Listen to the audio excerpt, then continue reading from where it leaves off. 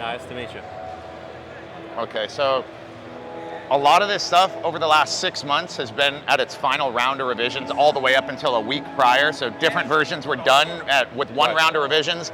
And the goal was to bring everything and get the final feedback from people and then drop them after with all of the feedback live here at the show.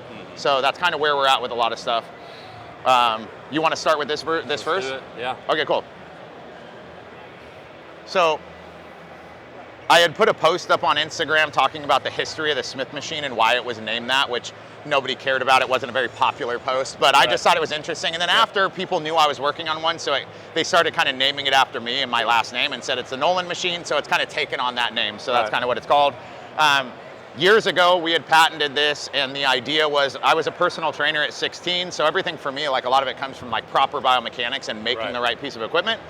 And so I always looked at a Smith machine, said it should be isolateral, but it should also converge, but it should also go to the aft. You know, like when you lift a barbell, we don't press like this, we press up and back. We military press up and back. So that's kind of what the original goal was, and then it just kept adding from there. So this has that ability to adjust to the aft and to converge. It has the ability to have handles that can adjust angle, so the more that you converge or go out, it basically can keep the handles flat. You can adjust the handles in and out, so if you're taller, and these would hit at the top, you can adjust these and push the handles out.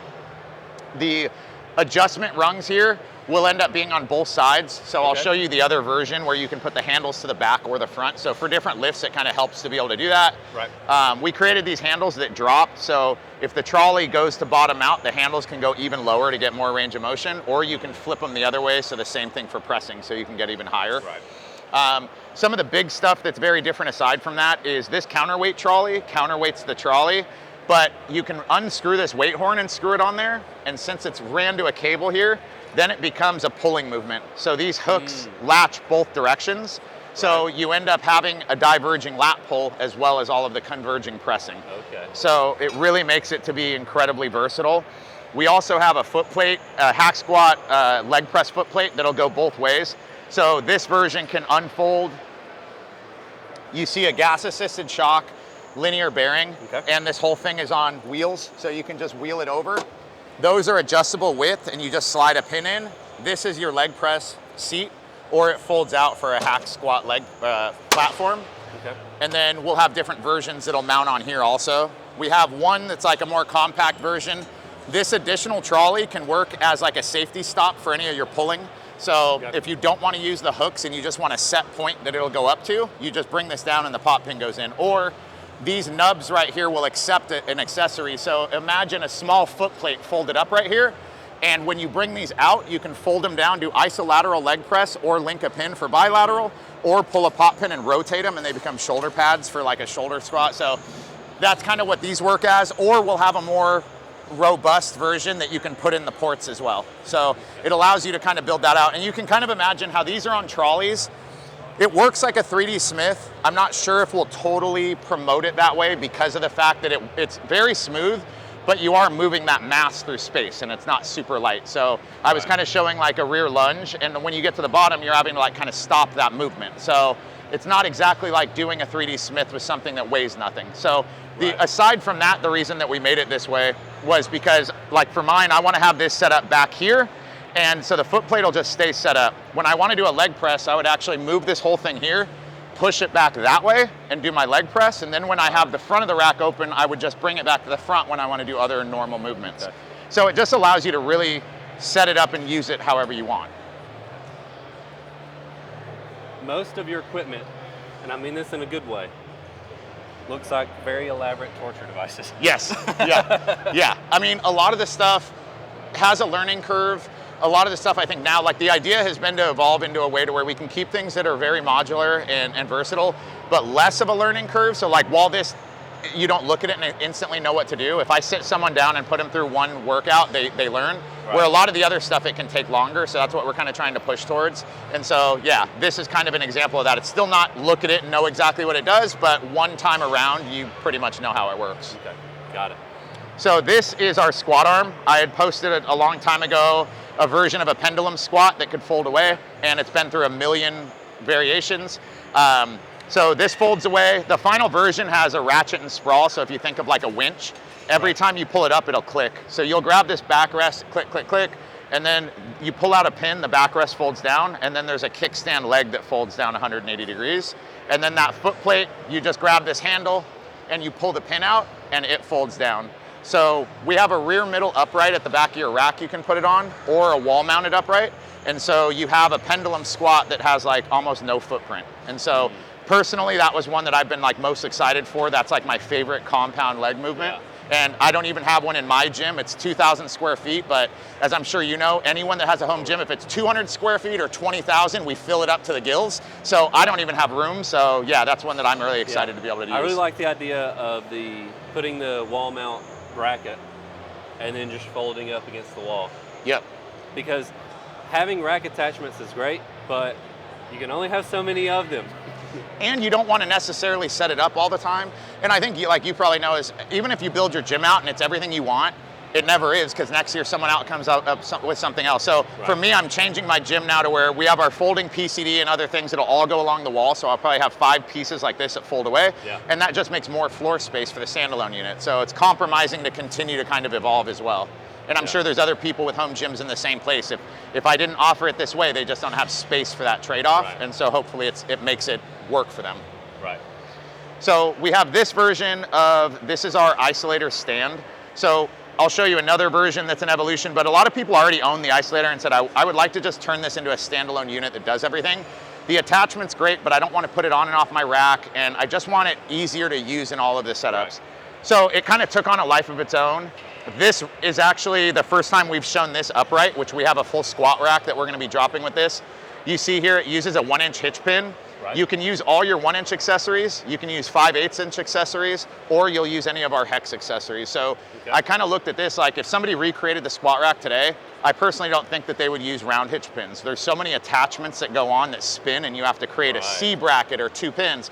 So I didn't want to have somebody buy into my ecosystem and be stuck with only my stuff. I wanted them to be able to bring their stuff over, but I wanted them to be able to get the benefit of something that's more efficient. So instead of a whole C channel and 2 pins, I could have a 5/8" hex pin, and it's not going to spin or move or anything.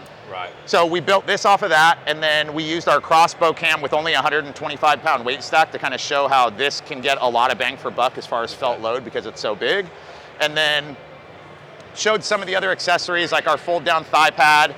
This seat goes out into an upright with a post to hold it, so it keeps outside rigidity on this seat, making it really stable. And then you have this really versatile kind of built-in bench here that's on linear guide rods to go back and forth, linear bearings on this part of the seat, a handle here with a lever for the pull pin to move the seat up and down.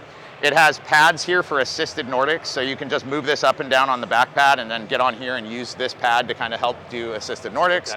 It has a GHD foot plate that can go on here if you want a full GHD foot plate. So yeah, this kind of just turns into like the Isolator in the most easy way to transition to 20 different setups. And then can people purchase the rack that we have here to put this on already, or is this coming out in the future? Yeah, so this is basically just like the other ones. They're ready to go, just kind of getting feedback. But the idea is a lot of what we've had is it's not just confusing products, but they're confusing to buy. So you go to our website and it's like 5 billion things. So the idea would be you would have this and it would be like a bundle, and then you could choose, if you already have the Isolator, just take it out of the cart. So it would be like a builder to make it easy. So someone, if they didn't want the weight stack, they could use our loaded trolley if they want to add weight plates. So it'll be kind of modular for them to build it out how they want it. Very cool. We've got several different weight plates that we've kind of shown. So this is kind of our low cost, like earlier sample that we were showing, that's kind of like a lower price iron weight plate. This is our full CNC'd stainless steel 5-hole plate that is kind of like towards the tail end of like final revisions. We're gonna chamfer the edges a little more. And then this is our like more premium iron plate with these metal inserts that I just think look nice. So we're not looking to like take over the plate market, but I just had vision in my head of like plates that I thought would look cool and that I wanted. And so yeah, we kind of just created these. These are my favorite. I love them too. These look nice. Yeah, I have a 6-hole that we made also, and these just stood out. They're very unique. The big problem with these is you have as much waste material as you do used material, so the price is like really hard to nail down. So I'm kind of seeing now if I might just drop a limited run for me and a few people that want them, or if I can get one of the factories to bring them down. But to give an idea, to machine it to this quality, a standard shop can only do 6 of these a day. So like, it's a lot of waste material and it's very time consuming, so it just kind of is what it is. But the goal is to get it into a price range that doesn't make you like have to sell an organ, and then, you know, maybe we'll try to make it work. Okay. So this has kind of been like the hit of the show, you know, other than the variations of the Smith Machine. I always try to kind of give praise to Brian Hennessy and Squat Max, because I feel like he kind of paved the way for vertical belt squats, training athletes, training himself in a practical sense, but then also having a clinical setting where he did actual case studies. And so all of the literature on that just really screams that the vertical belt squat is superior to everything else. But I'm very big against being inspired by somebody, so riding their coattails and copying. So I really wanted to make sure I was doing something unique and different.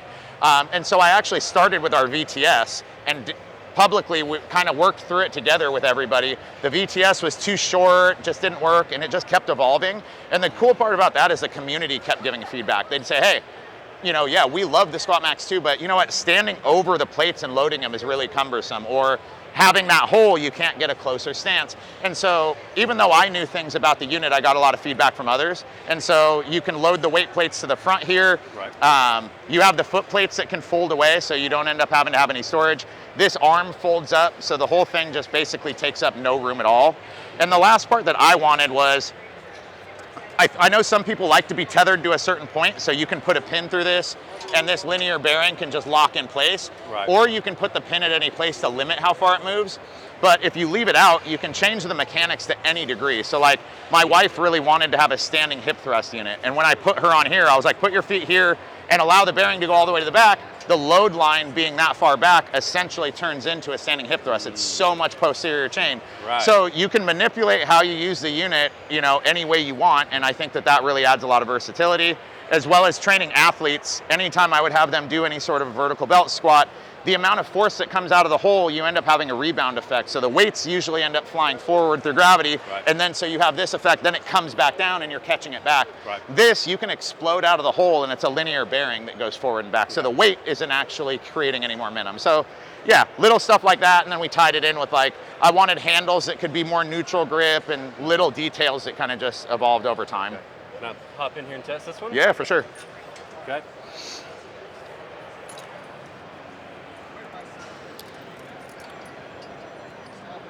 And you're pretty strong, so I think this pin right here, see when it comes up, as soon as it's touching that, you're out of the hole. Yep, just like that. Yep, and if you stand even further forward and hinge all the way back, you'll feel more and more how that kind of changes that load profile. Oh, that feels good. Yeah. Having tested several belt squats in the last couple weeks, this definitely feels very different than anything else that I've tested. That's awesome to hear, yeah.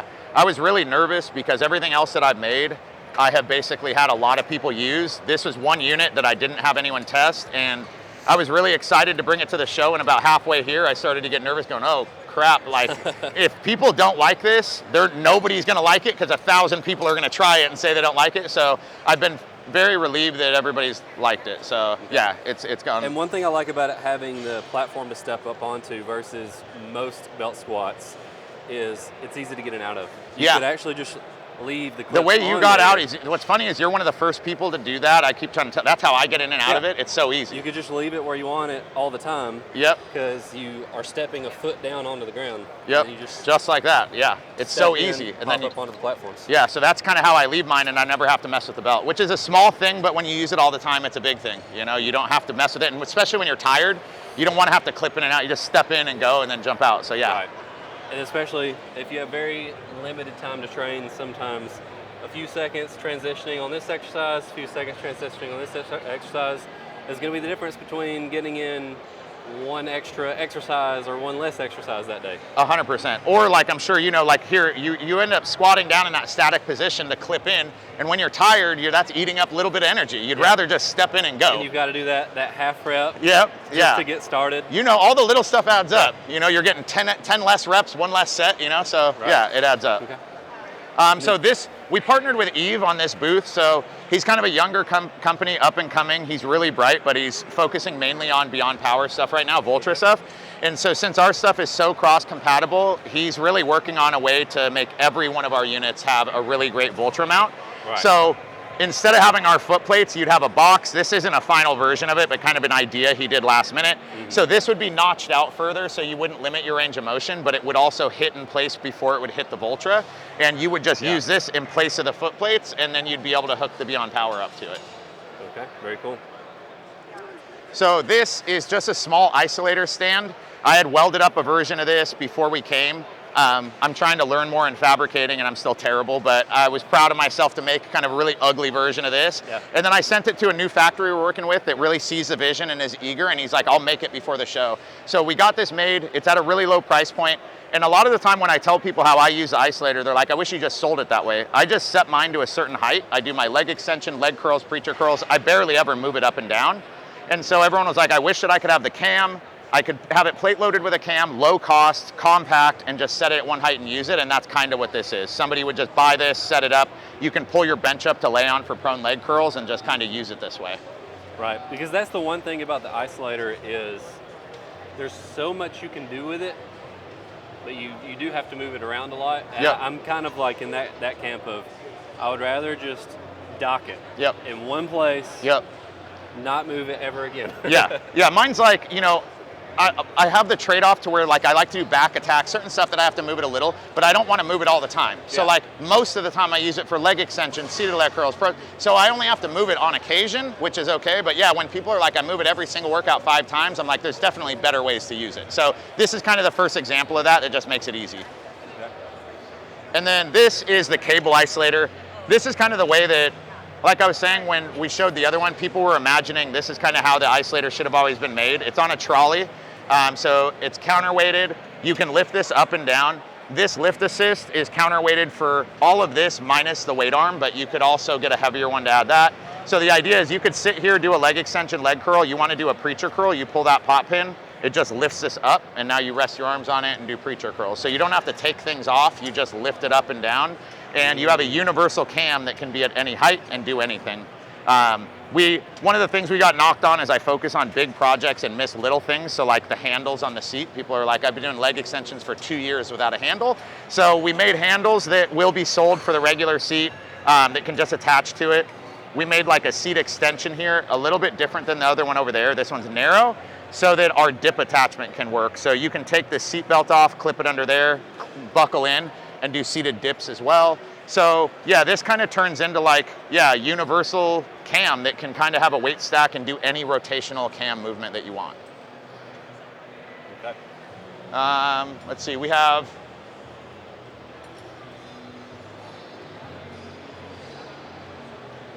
like different variations of the Isolator seat here. So the shorter seat that we always had was because the distance between your armpit and your elbow, your hip and your knee are very different. So to make it work, it was always a hybrid pad. But a lot of people wanted a full-size seat. So this is kind of our, like, towards the end of our prototype to get feedback on. But you can pull this handle here and this whole thing moves. Now your elbow can align.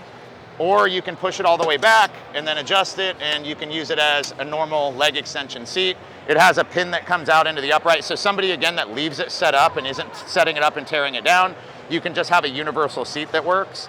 And then this is a back pad that a lot of people have asked for a long time. So yeah, you can pair it with that too. So that's kind of another way that people can set it up and kind of leave it. And then this is our new version of the VTS. It's our hinge and pin, tongue and groove. So this, I can unscrew this knob and pull this pin out, and this hinges off and this whole thing comes off. And this version bolts on, so you don't have to slide it over your rack, you just bolt it on. So there's 2 ways you can buy it: if you want to remove the whole unit over time, or if you just want to remove pieces. So you can build it out to where it has different parts that are on pop pins that basically slide out and in. And so all the different parts of our Isolator, all the parts of our VTS and more can just be added and taken off. And so as I was engineering things, I was like, man, 80% of the cost is redundant. You're buying another trolley or carriage every time. It's this big piece that you already have. So I wanted to make small parts that you could upgrade, change, or modify your setup, and that's kind of what these are. And this is an update that I'm very excited to see, because the only reason that I haven't bought a VTS is because I don't want to take my rack apart. Yeah, a lot of people are that way. Yeah, and the good news is we'll sell, this is our home version, which is about half the price. So you would be able to have, you could build out all the pieces of the VTS and the Isolator for about the price of either one of them individually. So it's more affordable. The parts as well, if you bought the parts for an Isolator and you go, I just don't use that anymore, you could put another part on here to turn it into a VTS. You could put you could put weight horns on it, turn it into a load trolley for something. So I just feel like it future-proofs since things change so much. Right. And the cost of buying this barbell latch over buying a whole VTS is a fraction of the price. So if you bought this and you wanted to use it as an Isolator and then you want to switch to a VTS, you just put this on and now put your barbell in. And so you're buying a tiny piece at a fraction of the cost. Also, like, we updated this to where it has 4 different rungs to perfectly adjust the different barbell diameters. And so if somebody had an old VTS, they have the old one and you have to buy a new unit, where this, you can just buy this small part. So this kind of shows a lot of different things. We have like the whole front to the Isolator with a cam. There's like anything you want, and you can just put it on these setups. Right. Yes, and I love the ability to just buy the attachments as you need them to put on there. And that added with the ability to take that off the rack, because with me, I would kind of like to have a Smith machine, but I don't have the room for a standalone unit, and I don't really want to have a combo unit because I'm not going to use it that often. And I don't want it in the way all the time. But if I have something like this, specifically the version that can come off the rack to where it's not in the way at all, then I can have my Smith machine when I want it, and have it completely out of the way when I don't want it. Have your cake and eat it too, yeah. And the other thing too, if you look at our normal VTS, has a barbell latch hex port. Some people might not want to add their own barbell. They just want to use our handles. So you just use this. You don't have the extra weight or cost. You just put that on. So you can also build it out exactly how you want. So yeah, I think hopefully there's more people in the same camp you're in that have those same desires, because this wasn't a unit anybody asked for. It was just something I wanted to make and thought would be good. So hopefully others agree with you and find a use for it. I feel like I'm not the only person who wants more attachments than what they can fit. Yes, I would say that that's a fair assessment. Yeah. Okay. Probably the last one we could show is the direct flight. So the idea with this was, I was talking to Gluck and we were talking about being able to make a multi-flight that was a rack attachment. Last year I cut one up and welded a channel on and showed it at the show. And I was really surprised at the reception. Like, people were really, really happy about it. I stopped at Absolute Recomp, a really nice commercial gym, and they have like 30 multi-flight lateral raises. I tried all of them, and I kind of picked the things I wanted or thought they were missing to kind of add to this, and spent the time making it. So these little straps are a little add-on that I think make a huge difference. You can do a lateral raise and have no grip at all. Just focus on the delt. You really feel a different contraction in the delt. It's just when you're this down a little bit. Yeah. So that's another thing you can show too, is there's a few different ways to set this up. You can set it up to where you use a front-facing pin that goes through, or like this, if you want to move it more often, you would just unscrew this, and then it hooked to the lift assist, you just use one hand, and you can move this up or down. So where's good for you? Right about here? A little bit more? Let's see. Oh, got my pin stuck in here. There we go. There we go. About there. And then the lift assist is strong enough to just hold the unit still. Yeah, so you basically choose which one you want. This one, even with those weights on it, it still works and lifts it up. So if you were, say, just using the floating pulley and not the trolley, you would get a lighter one, but yeah. And then once you have it on there, the idea is you can clamp this down or use the pressure knobs, and then this will just remove whatever wiggle you have, and now it's a solid setup. Yeah, and then having the straps on there makes a big difference. Yeah, and you can set these too. So if you wanted these to move freely and not be stuck in place, you can do that too. So these just stay open. Oh, somebody unscrewed these all the way off already. So the beauty of taking something to a trade show. Yeah, so I think somebody's been unscrewing these the whole time. So I'll have to kind of play with that. But yeah, when these are screwed on, you basically can leave these open and it'll pull that out, and then this whole thing moves freely. So that one doesn't do it, then like this. So you can move each of them like that. And so if you wanted to kind of articulate it freely, you can then do it like that, and you don't have to worry about it. Which I like sometimes, like if I'm doing a crossover lateral raise, it's nice to have it free. But when I'm doing a fly variation, they like fall and hit me on the head, so I want to lock them in place when it's like that. So yeah, it depends on how you end up wanting to use it. Yeah, and then I like the handle here. And if I bring this over a little.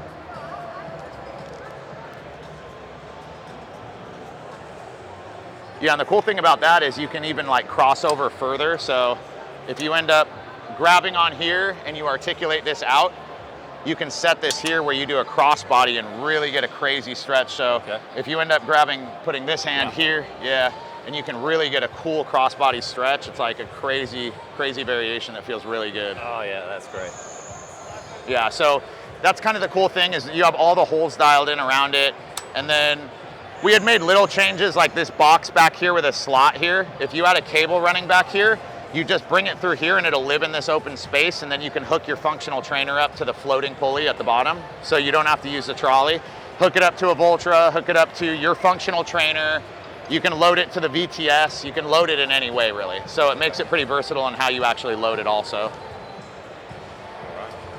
Well, I appreciate you showing me around. Yeah, for sure. Thank you, brother. I appreciate it too.